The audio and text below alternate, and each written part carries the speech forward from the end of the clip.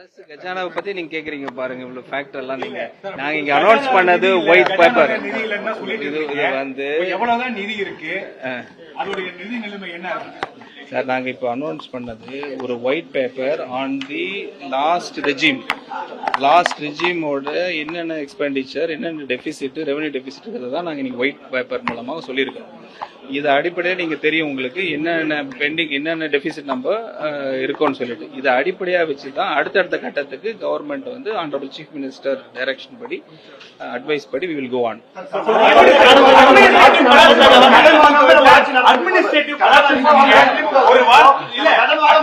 அந்த சூழ்நிலை தான் இப்ப இருக்கு. அந்த சூழ்நிலை தான் இப்படி இருக்கு.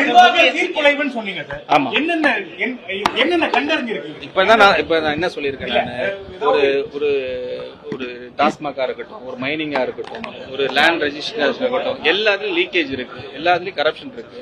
அதுதான் ஹியூஜ் இம்பாக்டா இந்த சிச்சுவேஷன் வந்தது.